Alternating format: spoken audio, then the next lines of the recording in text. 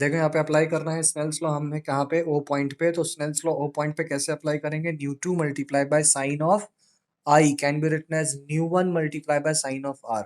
This is how we apply Snell's law. तो nu two multiply by sine of I can be written equals to how much, nu one multiply by sine of R. Refractive index कैसे लिखते हैं, तो nu two divided by nu one, है ना, denser with respect to रियरर। इस तरह से हम लोग रिफ्रैक्टिव इंडेक्स लिखते हैं। तो nu two divided by nu one क्या हो जाएगा, it will become equals to sine of R divided by sine of I. Kunal आपने सही बताया था, ठीक है, बट लिखने का तरीका जो है आप इस तरीके से लिखोगे, है ना। डायरेक्ट याद मत करो, डायरेक्ट याद करोगे तो फिर प्रॉब्लम है, ठीक है। डायरेक्ट आपको याद नहीं करना है, डायरेक्ट याद करोगे तो देर इज प्रॉब्लम। तो nu two by new one क्या हो जाएगा यहाँ पे, इसको आप लिख सकते हैं nu two one that is refractive index of denser medium with respect to rare medium. It will become equals to how much, sine of R divided by sine of I. तो sine of R divided by sine of I, ratio of sine of R divided by sine of I, है ना। Ratio of sine R and sine I is basically a constant and this constant is known as refractive index of denser medium with respect to rarer medium। Parul connect हो गए हो आप, नहीं connect हुए हो, ये सबको समझ में आ गया,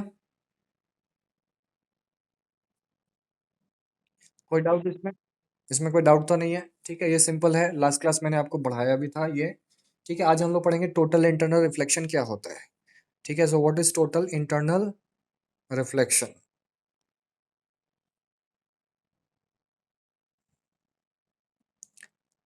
तो देखो यहाँ पे टोटल इंटरनल रिफ्लेक्शन क्या होता है और इसको कैसे हम लोग पढ़ेंगे। टोटल इंटरनल रिफ्लेक्शन का मतलब लाइट का जब एक मीडियम से दूसरे मीडियम में चलना होता है, ठीक है, तो क्या होता है, एंगल ऑफ इंसिडेंस ग्रेजुअली बढ़ाने के बाद एक पर्टिकुलर एंगल ऑफ इंसिडेंस ऐसा आता है जिसपे एक पर्टिकुलर एंगल ऑफ इंसिडेंस ऐसा आता है जिसपे एंगल ऑफ रिफ्रैक्शन कितना हो जाता है, 90 degree. Now my question is, अगर angle of incidence greater than critical angle होगा तो what will happen to angle of refraction. मतलब एक रे अगर मैंने टू वाला सपोज क्रिटिकल एंगल यहाँ पे 45 डिग्री, एक रे को मैंने भेजा 46 डिग्री पे, तो 46 डिग्री वाला रे कहाँ से निकलेगा, यहाँ से निकलेगा या यहाँ से निकलेगा, टेल मी, वन और टू, बताओ। अगर angle of incidence becomes greater than critical angle then what happens, you will get refraction, you will get reflection। देखो आपको मैं अभी समझा देता हूँ, रिफ्रैक्शन नहीं मिलेगा उसके बाद आपको रिफ्लेक्शन मिलेगा। इसमें कंडीशन और बना लो, if I it is equals to how much, I C, then r becomes equals to how much, 90 degree। In that condition you can write that nu to 1 will become equals to how much, sine of 90 degree and divided by sine of ic। तो sin 90 कितना होता है, 1 होता है, तो nu to 1 will become equals to how much, sin 90 is how much, 1 divided by sine of ic। ये एक बहुत इंपॉर्टेंट रिलेशन है जो मोस्ट ऑफ द न्यूमेरिकल्स में आपको जरूरत पड़ने वाला है, ठीक है। This is relation between refractive index and critical angle and how they are related to each other.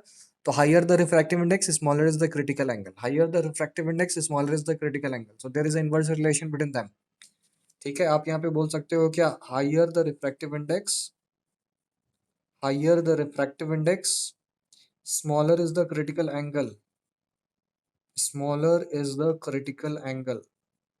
Refractive index जितना ज्यादा होगा क्रिटिकल एंगल उतना ही छोटा। Higher the refractive index smaller is the critical angle. बात समझ में आ गया,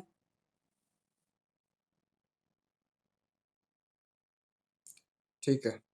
तो इसके बाद नेक्स्ट, अगर आप एंगल ऑफ इंसिडेंस बढ़ाओगे, ठीक है, तो उसके बाद क्या होगा, तो इसको स्टडी करते हैं। हमारा जो नेक्स्ट टॉपिक है that is total internal reflection, ठीक है। टॉपिक का नाम यहाँ पे लिख देता हूँ, ठीक है। टॉपिक क्या है, total internal reflection. Total internal reflection को आप और क्या लिख सकते हो, T I R. Total internal reflection को क्या बोल सकते हो, T I R, total internal reflection. तो टोटल इंटरनल रिफ्लेक्शन में क्या होता है, लेट अस स्टडी।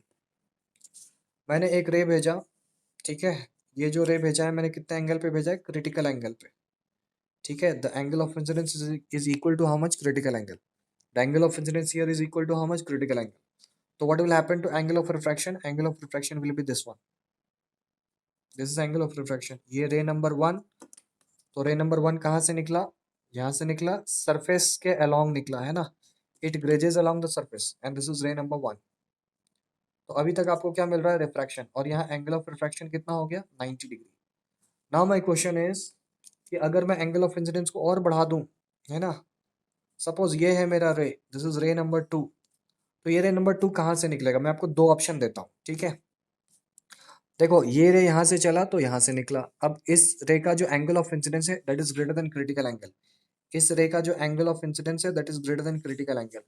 तो आप बोल सकते हो ये आई है ना, आई क्या है, I is greater than I C, ठीक है। Angle of incidence when is greater than critical angle for ray number 2, ठीक है, आई जो है that is greater than I C, किसके लिए, रे नंबर 2 के लिए। So for ray number 2 angle of incidence is greater than critical angle. In that condition आपको क्या मिलेगा, in that condition what you will get, ये रे यहाँ से निकलेगा, यहाँ से निकलेगा, यहाँ से निकलेगा, बताओ। मैं आपको दो ऑप्शन देता हूँ रे कहाँ से निकलेगा, ठीक है। Let me give you two option. एक ऑप्शन ये, यहाँ से, अगर क्रिटिकल एंगल 45 डिग्री था और इसको मैंने भेजा है 50 डिग्री पे, ठीक है, तो यहाँ तक 90 बना था, तो 10 डिग्री आगे से रे निकलेगा, या रे नंबर 2 यहाँ से आएगा।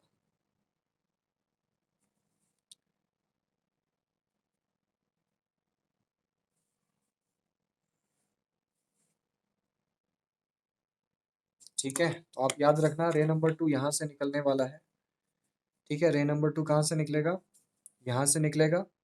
क्यों, क्योंकि ये रिफ्लेक्शन को फॉलो कर रहा है, और रिफ्लेक्शन का लॉ क्या कहता है, जितने एंगल ऑफ इंसिडेंस पे आपने रे को भेजा है, नॉर्मल से अगर आपने 50 डिग्री पे भेजा है, तो नॉर्मल से 50 डिग्री पे रे क्या होगा, रिफ्लेक्ट हो जाएगा। तो यहाँ पे एंगल ऑफ, ये आर को क्या बोलोगे, एंगल ऑफ रिफ्लेक्शन, ठीक है। तो ये रे नंबर 2 जो है it follows total internal reflection, है ना, it follows total internal reflection, that is angle of I it is equals to angle of R, ठीक है। आर को यहाँ पे क्या बोलोगे, आर को बोलोगे एंगल ऑफ रिफ्लेक्शन। और एंगल ऑफ रिफ्लेक्शन किसके बराबर होता है, angle of reflection angle of incidence के बराबर होता है। इसका मतलब इस रे को अगर आपने 50 डिग्री पे भेजा है, तो ये रिफ्लेक्टेड रे भी कितने पे निकलेगा, 50 पे। कहाँ से, यहाँ से या यहाँ से, तो आपको आंसर कहाँ से लेना है, नॉर्मल से, क्योंकि एंगल जो हम मेजरमेंट करते हैं वो कहाँ से करते हैं, नॉर्मल से। थोड़ा सा रे और इधर जाता, ठीक है, तो एक्यूरेट बिल्कुल बनता। खैर कोई बात नहीं, अभी आपको समझ में आ ही रहा होगा इस तरह से, ठीक है। Angle of incidence will become equals to how much, angle of reflection. ये था आपका एंगल ऑफ इंसिडेंस, ठीक है। रे नंबर 2 यहाँ से चला, तो रे नंबर 2 यहाँ से निकलेगा, है ना। यहाँ से रे नहीं निकलेगा, ये याद रखना, रे नंबर 2 यहाँ से नहीं निकलेगा। रे नंबर 2 कहाँ से निकलेगा, यहाँ से। ये बात समझ में आया किसको किसको, या नहीं आया बोलो, कुछ क्वेश्चन है तो पूछ सकते हो, ठीक है। तो एंगल, टोटल इंटरनल रिफ्लेक्शन क्या हो रहा है, देखो टोटल इंटरनल रिफ्लेक्शन का मतलब, उससे पहले मैं आपसे पूछूंगा कि what is condition for T I R. अगर आपको टी आई आर करवाना है, टोटल इंटरनल रिफ्लेक्शन कराना है, ठीक है, टोटल इंटरनल रिफ्लेक्शन कराना है, तो what are the two important conditions. देखो टी आई आर अगर आपको चाहिए, टोटल इंटरनल रिफ्लेक्शन चाहिए, तो ray must travel from denser to rare medium, मानते हो।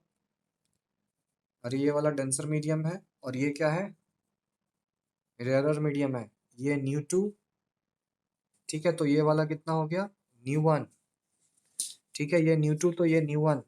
इसको लिख सकते हो मीडियम नंबर 2, तो इसको लिख सकते हो मीडियम नंबर 1, ठीक है। ये पूरा इस लाइन से ऊपर पूरा मीडियम नंबर 1 है, और इस लाइन से नीचे नीचे पूरा पूरा मीडियम नंबर 2 है। So this is what is happening. इसका मतलब अगर आपको टी आई आर चाहिए, तो ray must travel from denser to rare medium. अगर ray denser to rare medium नहीं चल रहा है ना, उल्टा रेयर टू डेंसर चल रहा है, तो what is going to happen, जैसे ही ये डेंसर मीडियम एंटर करेगा, light is going to bend towards the normal.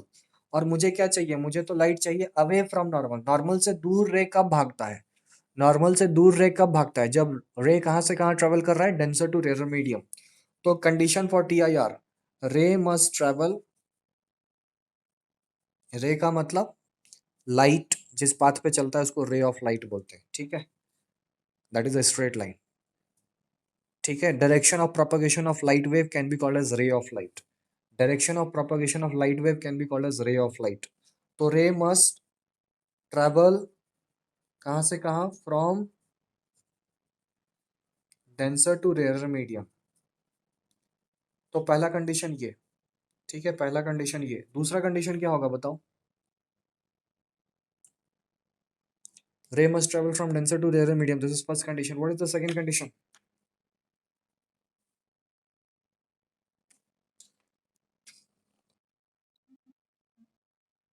Very good, angle of incidence should be greater than critical angle. ठीक है, angle of incidence that is I should be greater than critical angle, should be greater than critical angle, angle of incidence should be greater than critical angle। जो आपका angle of incidence है वो critical angle से अगर ज्यादा है तभी आपको टी आई आर मिलेगा। देखो यहाँ ध्यान से समझो, वन वाला रे कहाँ से निकला था? यहाँ से निकला था। अब जो सेकेंड रे आपने भेजा है वो, उसका जो एंगल ऑफ इंसिडेंस है वो क्रिटिकल एंगल से ज्यादा है। क्रिटिकल एंगल सपोज 45 डिग्री है, तो आपने जो रे भेजा है वो 50 डिग्री पे भेजा है। तो 46 डिग्री पे रे भेजोगे तो उसका भी टोटल इंटरनल रिफ्लेक्शन होगा।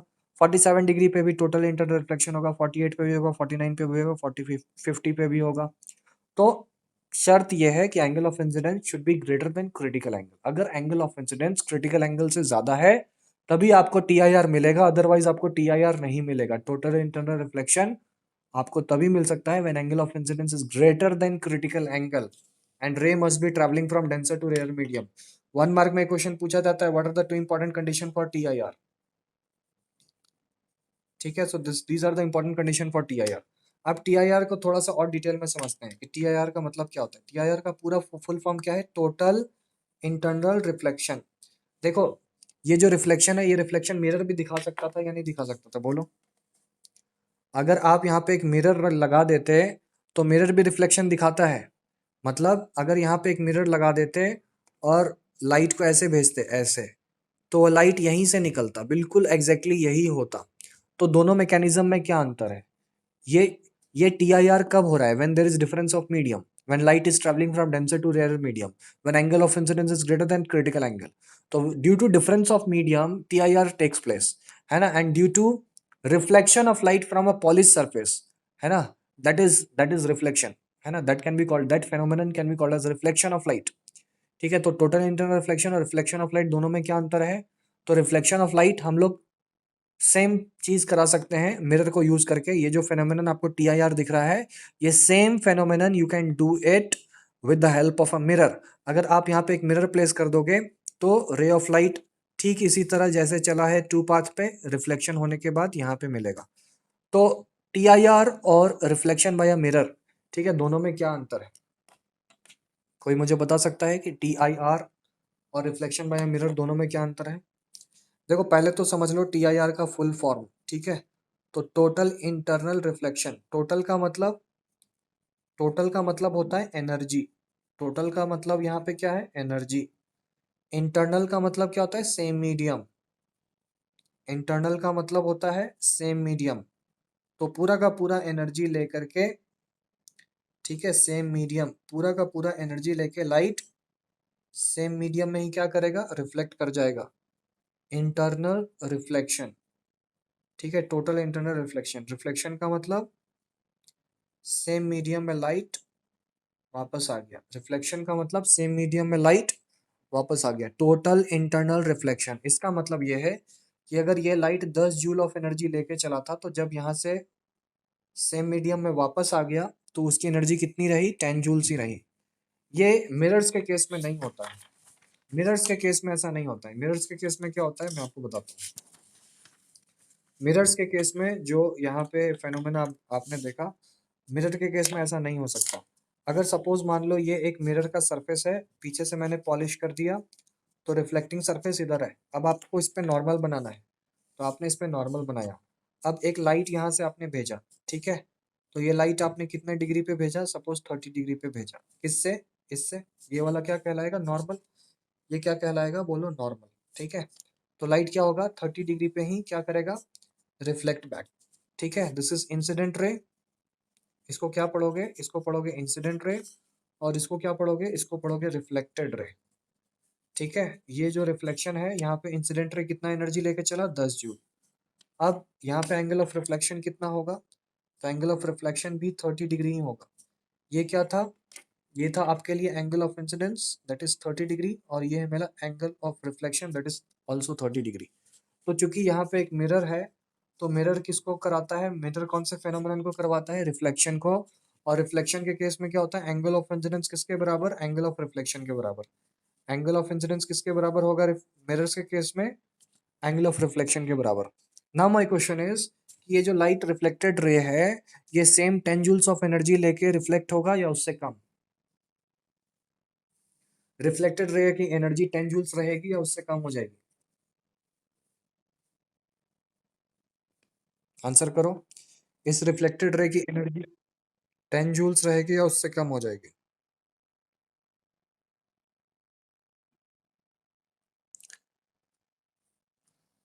सेम नहीं रहेगी। This is the difference between mirrors and TIR phenomenon. ठीक है, इसकी एनर्जी 9 जूल हो जाएगी, तो 1 जूल ऑफ एनर्जी कहाँ लॉस हो गया। ठीक है, in case of mirrors, rays strike the mirror surface, है ना, it means there is collision of the rays which is taking place with the mirror surface, and because of this collision what is happening, some part of energy is being absorbed. ठीक है, some part of energy is being lost. ठीक है, incident ray अगर 10 joule लेके चला तो mirror के surface से टकराया, जब मिरर के सरफेस से टकराया तो टकराने के कारण क्या होगा, कुछ ना कुछ एनर्जी का लॉस होगा ही होगा, और कोलिजन हो रहा है यहाँ पे, है ना। ये जो रे है it has collided with the mirror surface. तो आप यहाँ पे लिखो, इन मिरर्स इंसिडेंट रे स्ट्राइक और collide with mirror's surface, resulting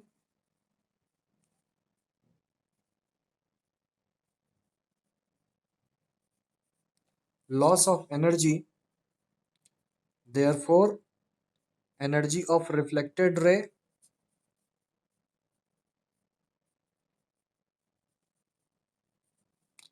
is not equal to energy of incident ray. इसलिए रिफ्लेक्टेड रे का एनर्जी जो होता है वो इंसिडेंट रे के बराबर नहीं होता है। एनर्जी किसका, इंसिडेंट रे का will be greater as compare to reflected ray. बताओ ये समझ में आया कि नहीं। ये एनर्जी का लॉस कहाँ पे होता है, मिरर के केस में, कहाँ नहीं होता है, टी आई आर के केस में। टी आई आर के केस में एनर्जी का लॉस नहीं होता है, अभी आपने देखा था यहाँ पे। ठीक है, कि टी आई आर के केस में, टोटल इंटरनल रिफ्लेक्शन के केस में एनर्जी का लॉस नहीं हो रहा है। बात समझे या नहीं समझे। टी आई आर का केस में, ठीक है, in T I R no such loss of energy takes place. क्या बोला मैंने, in T I R total internal reflection that takes place due to difference in medium, no such loss of energy takes place, no such loss of energy takes place। ऐसा कोई energy का loss होता ही नहीं है ना। TIR के case में, total internal reflection के केस में ऐसा कोई एनर्जी का लॉस नहीं होता है। कोई बता सकता है क्यों नहीं होता है, टीआईआर के केस में ऐसा कोई एनर्जी का लॉस नहीं होता है। Can anyone say that why such loss is not taking place.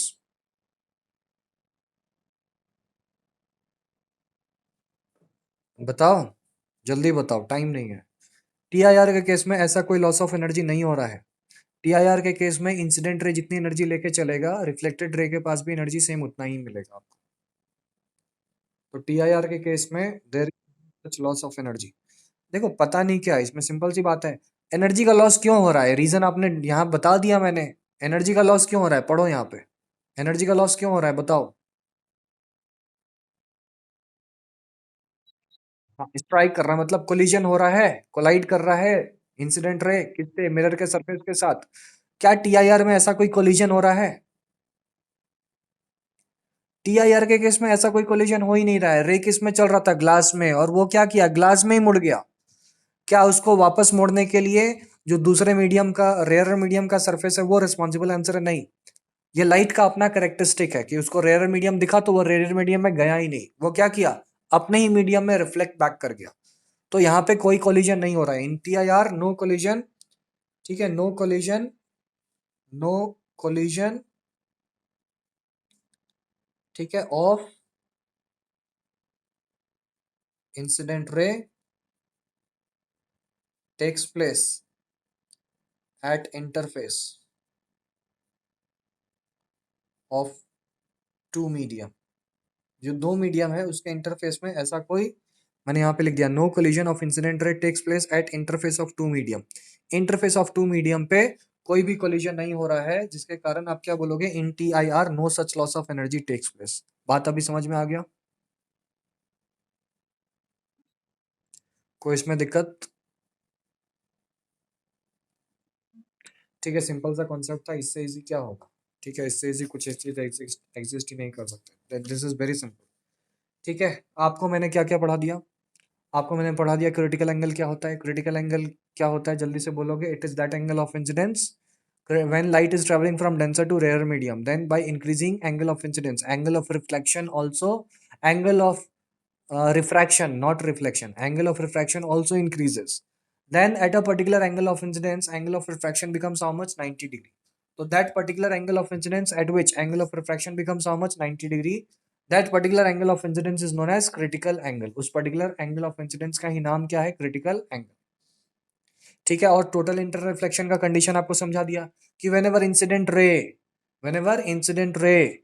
है ना, is having energy greater than critical angle, whenever incident ray is having energy greater than, sorry, whenever incident ray, ठीक है, is made to travel from a denser to rare medium at an angle greater than critical angle. ठीक है, when the angle of incidence becomes greater than critical angle for a light, for a ray traveling from denser to rarer medium, then the light do not experience refraction, rather than it is experiencing reflection. And according to the law of reflection, we know that angle of incidence is equal to angle of reflection. Angle of incidence equals to angle of reflection. R क्या है यहाँ पे? Angle of reflection. 2 से भेजा था critical angle, 1 से भेजा था क्रिटिकल एंगल, 2 से भेजा, लाइट इंटरनली रिफ्लेक्ट कर गया सेम मीडियम में। बातें समझ में आ गई? ठीक है, अब इसके आगे का देखो नेक्स्ट पार्ट। ठीक है, इसके आगे का नेक्स्ट पार्ट देखते हैं। Apparent depth and real depth है ना, टॉपिक क्या है हमारा? टॉपिक है apparent depth and real depth. Apparent depth और रियल डेप्थ में क्या अंतर होता है, इसको मैं समझाऊंगा आपको। साथ के साथ इसमें एक और टॉपिक पढ़ना है, नॉर्मल शिफ्ट क्या होता है। ठीक है, and normal shift, normal shift क्या होता है ये भी आपको पढ़ना पड़ेगा। ठीक है, तो ध्यान से देखो, एक इंपॉर्टेंट टॉपिक है, इसके ऊपर न्यूमेरिकल आपको 2 मार्क्स का मिल सकता है। ठीक है, तो let us check what is the concept. एक कंटेनर है, देखो इसका एप्लीकेशन कहाँ दिखता है आपको, कहाँ मिलता है इसका एप्लीकेशन? तो इसका एप्लीकेशन मिलता है, suppose there is a bucket और उस बकेट में पानी भरा हुआ है ना, देयर इज अ बकेट और उस बकेट में क्या है? Water is filled up in that bucket. अगर आपने उसमें कॉइन ड्रॉप किया तो वो कॉइन आपको बेस ऑफ द बकेट पे दिखेगा या बकेट के बेस से थोड़ा सा ऊपर उठा हुआ दिखता है? इसका मतलब जो कॉइन है वो बेस ऑफ द बकेट पे आपको नजर नहीं आकर के वो कितना एच हाइट से ऊपर उठ जाता है। ऐसा होता है कि नहीं होता है, बताओ?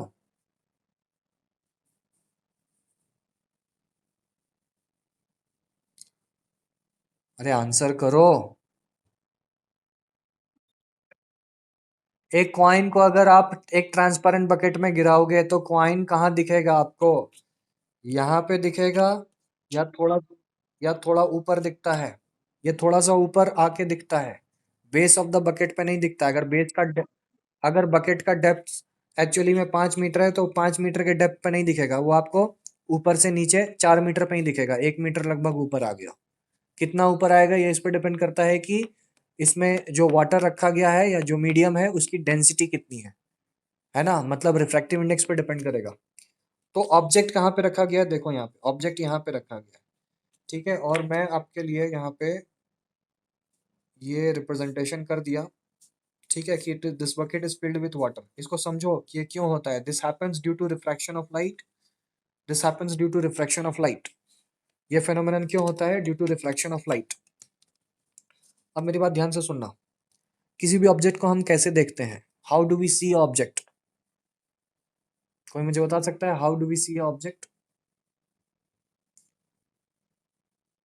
What is the mechanism that is taking place? Of course you see the object with the help of your eyes, but what is the mechanism that is taking place behind all these process? बताओ।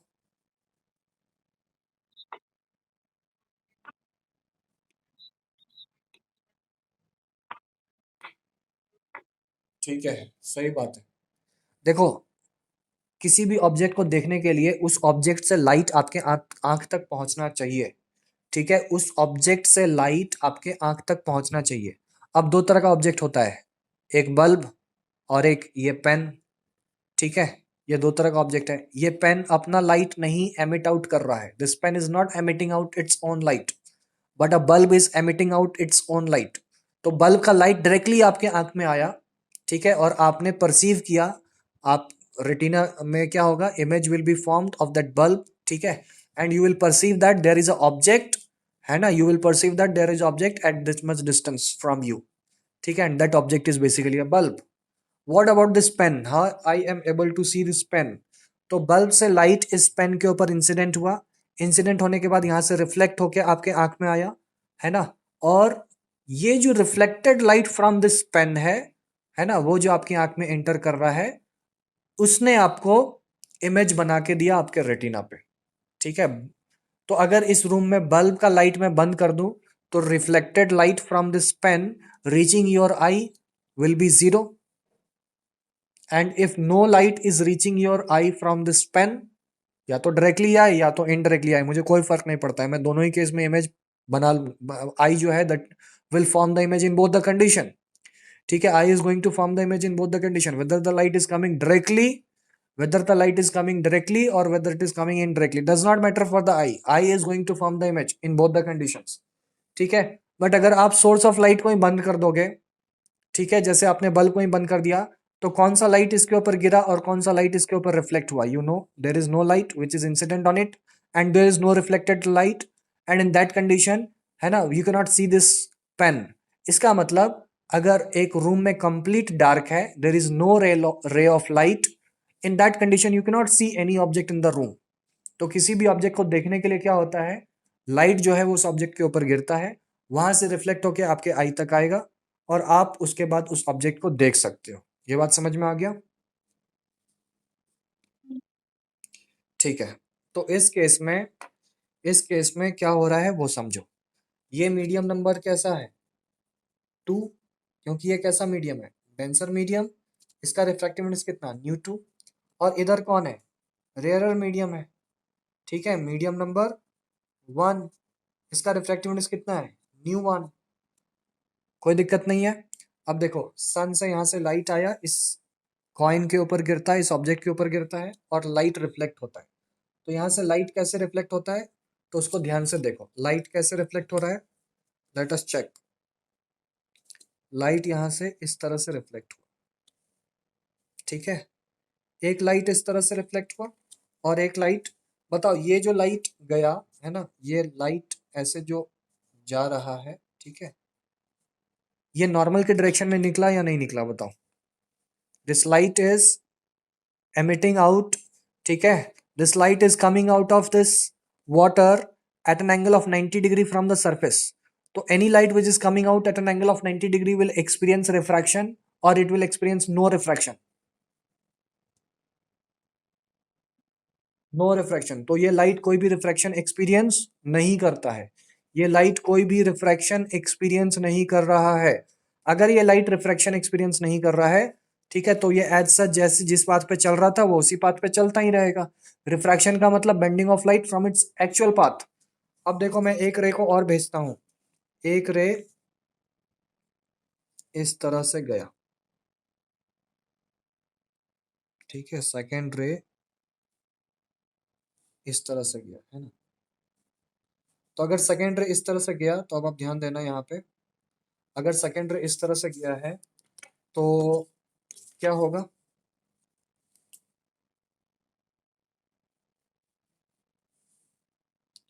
अब देखो normal ये रहा normal green वाला, ठीक है, this is the normal for it.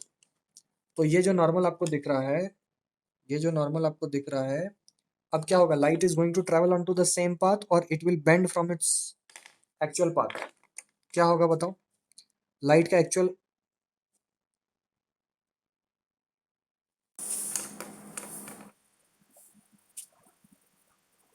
ठीक है, the first ray is emitting out normal to the surface, the first ray is emitting out normal to the surface, so any ray which is emitting out normal to the surface will not experience any refraction। ये जो रे ऐसे निकला object से, reflect होने, यहाँ से कहीं से लाइट आया, ये बल्ब है, यहाँ से लाइट ऐसे गिरा ऑब्जेक्ट के ऊपर, फिर यहाँ से ऐसे रिफ्लेक्ट हुआ और ऐसे भी रिफ्लेक्ट हुआ, ऐसे भी रिफ्लेक्ट हुआ, मल्टीपल नंबर ऑफ रेज यहाँ से निकलते हैं ना, there will be multiple number of rays which is emitting out, there will be multiple number of rays which is emitting out। अब जब रे यहाँ पहुंचा तो इसने क्या एक्सपीरियंस किया कि अब डिफरेंस ऑफ मीडियम आने वाला है, तो जब डिफरेंस ऑफ मीडियम आने वाला है तो ये अपने एक्चुअल पाथ पे ट्रेवल नहीं कर पाएगा, ये आपको पता है, it is not going to travel on its actual path, ये अपने एक्चुअल पाथ पे ट्रेवल नहीं कर पाएगा, तो क्या होगा, it is going to bend away from the normal और टुवर्ड्स द नॉर्मल, बताओ, it is going to bend away from the normal और टुवर्ड्स द नॉर्मल, ये है आपके लिए नॉर्मल, ठीक है, तो it is going to bend towards the normal और अवे फ्रॉम द नॉर्मल, ठीक है, सही आंसर बोला आपने, it is going to bend away from the normal, why so, because it is about to enter into a rare medium, जब ये rare medium enter करने वाला है तो ये कहाँ बेंड करेगा, it is going to bend away from the normal, away from the normal में, ठीक है, ये आपका लाइट कुछ इस तरह से बेंड हुआ, चलो यहाँ मान लेते हैं, ठीक है, ये ऐसा बेंड होकर के ऐसा गया, है ना, light has taken this path, ये बेंडिंग हुआ लाइट का, ठीक है, तो लाइट इस तरह से बेंड कर गया, ठीक है, लाइट इस तरह से बेंड किया, अब इंपॉर्टेंट बात समझो, आई कहाँ पर है ना, मैं इमेज फॉर्मेशन का मैकेनिज्म समझा रहा हूँ, ध्यान से देख लेना, ठीक है, सपोज दिस इज द आई, है ना, ये आपके लिए आई है, तो इस आई में जो दो रे एंटर कर रहे हैं वो कौन से दो रे एंटर किए, एक रे ये वाला एंटर किया आई में और एक रे ऐसे चला और ऐसा एंटर किया, ठीक है। अब आई इमेज कैसे बनाता है, जो भी रेज आई में इंटर करता है आई क्या करता है ना, उसको बैक ट्रैक करता है, आई जो है उन दोनों रेस को क्या करता है, बैक ट्रैक करता है, तो इन दोनों रेस को आई बैक ट्रैक किया, इन दोनों रेस को आई ने क्या किया, बैक ट्रैक किया, जब आई ने इन दोनों रेस को बैक ट्रैक किया तो ये दोनों रेस कहाँ आके मिल रहे हैं, दोनों रेस कहाँ पे आके मिलेंगे, लेट अस चेक, ठीक है, आई ने क्या किया, एक रे ऐसे इंटर किया तो इसको पीछे पुश किया ऐसे, ठीक है, और एक रे ऐसे जा करके फिर ऐसा इंटर किया तो इसको पुश किया पीछे की तरफ, ये जब पीछे की तरफ पुश करेगा तो ये आगे कहीं यहाँ पे मिलेगा, ठीक है, let us check where it is intersecting, तो ये जो रे है ये बैक ट्रैकिंग प्रोसेस में, है ना, ये बैक ट्रैकिंग प्रोसेस में यहाँ पे आके कहीं मिलता है, ठीक है, तो जहाँ पे इंटरसेक्ट हुआ वो वर्चुअल पोजीशन है ऑब्जेक्ट का, वो क्या है, वर्चुअल पोजीशन है ऑब्जेक्ट का, और इसको मैं बोल दूंगा ओ डैश, है ना, O O is actual position of object, O को क्या बोलोगे, actual position of object, O को क्या बोलना है, actual position of object, object का एक्चुअल पोजीशन ओ पर है, और ओ डैश को क्या बोलोगे, virtual position of object, O dash को बोलोगे virtual position of object, object का वर्चुअल पोजीशन कहाँ पर है, ओ डैश पर है, ठीक है, तो ओ इज रियल पोजीशन, ठीक है, या actual position of object, and O dash क्या है, वर्चुअल पोजीशन ऑफ ऑब्जेक्ट, ठीक है, virtual position of object, O जो है that is actual position of object, O dash is virtual position of object, ये बात समझ में आ गया, ठीक है। अब ध्यान से देखना क्या मैं बोलता हूँ, एंगल ऑफ इंसिडेंस कौन है, एंगल ऑफ इंसिडेंस कौन है, ये वाला एंगल एंगल ऑफ इंसिडेंस है वन, या ये वाला है एंगल ऑफ इंसिडेंस टू, बताओ एंगल ऑफ इंसिडेंस वन है या टू है, एंगल ऑफ इंसिडेंस क्या होता है, angle between the incident ray and the normal ray, who is the incident ray, this one is the incident ray, and who is the normal, this is the normal, तो इन दोनों के बीच का जो angle होगा इन दोनों के बीच का जो एंगल होगा इसको बोलोगे angle of incidence. Angle of refraction क्या होगा? ये वाला होगा एंगल ऑफ रिफ्रैक्शन, मानते हो? ठीक है, ध्यान से देखो, ये एंगल ऑफ इंसिडेंस है तो ये एंगल ऑफ रिफ्रैक्शन हो गया। अब अगर ये एंगल ऑफ इंसिडेंस है तो क्या इसको भी मैं एंगल ऑफ इंसिडेंस आई लिख सकता हूँ कि नहीं लिख सकता? अरे ऑल्टरनेट इंटीरियर एंगल, ये लाइन और ये लाइन दूसरे से पैरेलल है। ठीक है, तो ये क्या है? ट्रांसवर्सल। ट्रांसवर्सल के alternate interior angles will be equal. ये आर है तो ये भी आर इक्वल होगा, है ना? ये भी क्या होगा? ये भी आर के बराबर होगा। इसको क्या बोलोगे? Corresponding angles are equal.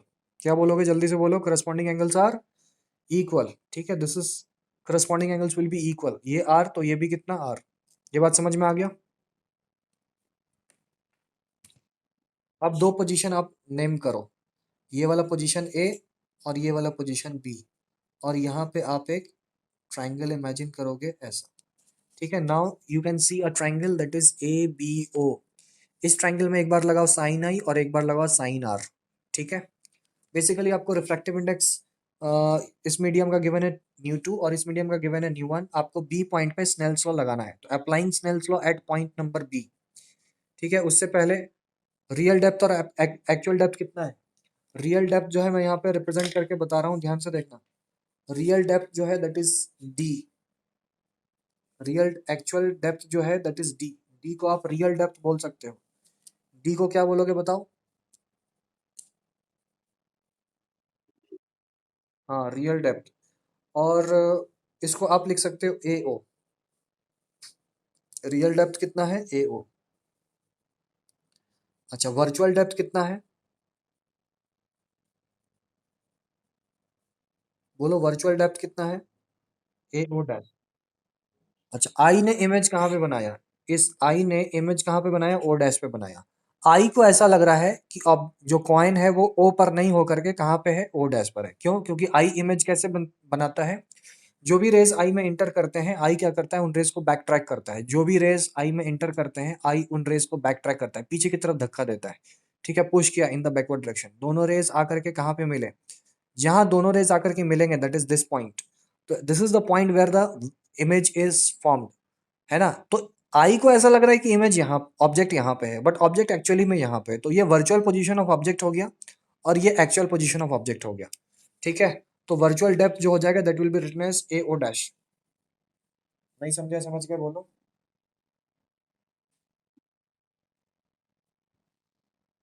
ठीक है,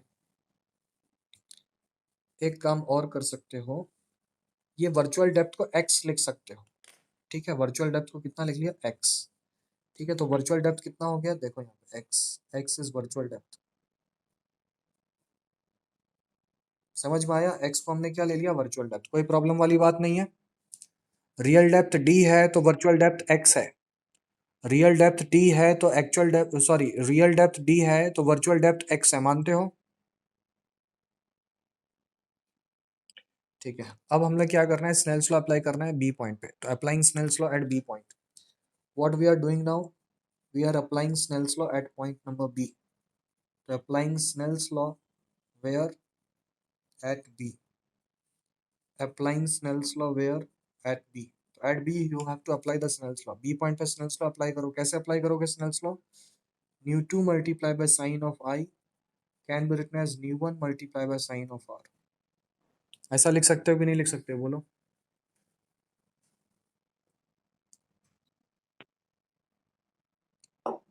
ठीक है, तो रिफ्रैक्टिव इंडेक्स किसका? डेंसर का with respect to rarer. nu2 divided by nu1 will become equals to how much?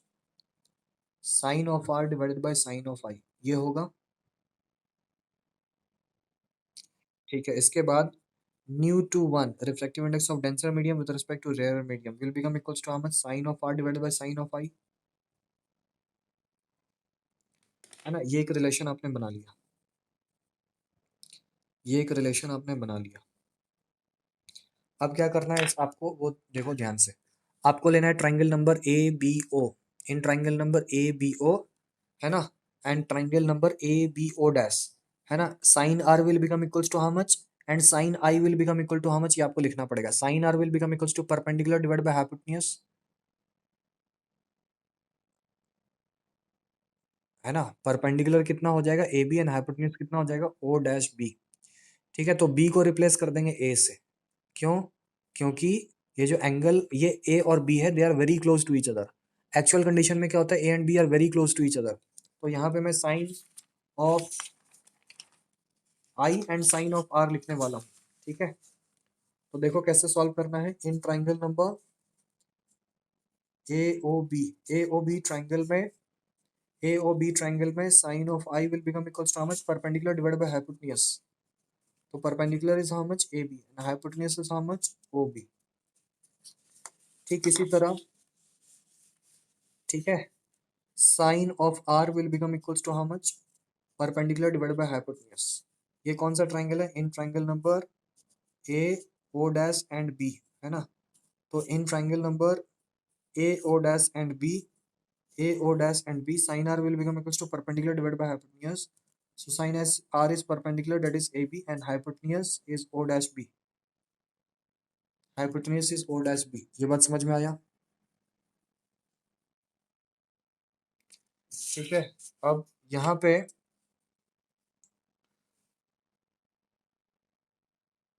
दोनों का वैल्यू मैं पुट करूंगा। ठीक है, अब लिखोगे कि सिंस न्यू टू वन जो है वो कितना है, एक सेकंड बस होल्ड करना।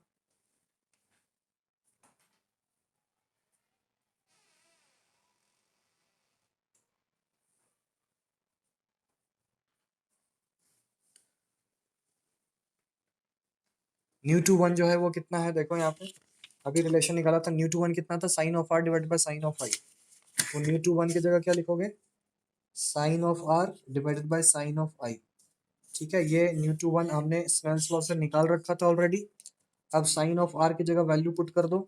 तो साइन ऑफ आर का वैल्यू कितना है, A B divided by O dash B, and sine I का वैल्यू कितना है, A B divided by O B. बोलो समझ में आया? तो यहाँ से nu two one will become equals to how much, nu two one will become equals to O B, ऊपर चला जाएगा, O B divided by O dash B. मानते हो? ठीक है, तो एक इंपॉर्टेंट बात और, since A and B are so close, ठीक है, to each other, that B can be replaced by A.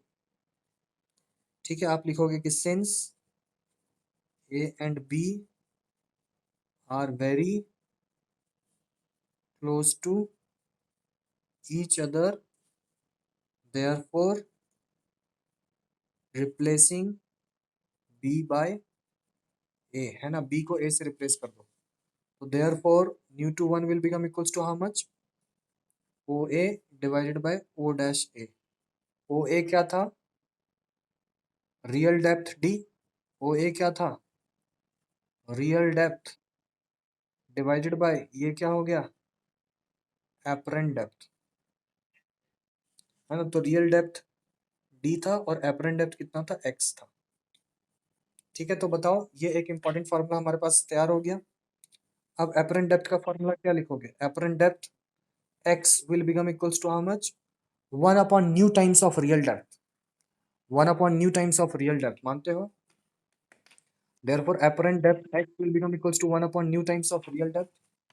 ठीक है, तो आप यहाँ पे लिखोगे देयरफॉर एपरेंट डेप्थ, इन सबको प्रैक्टिस कर लेना आज के आज ही, ठीक है, नहीं तो फिर भूल जाओगे। Apparent depth x will become equals to how much, one upon mu times of, ठीक है, न्यू क्या, न्यू टू वन मतलब refractive index of denser medium with respect to rarer medium, one upon mu times of real depth.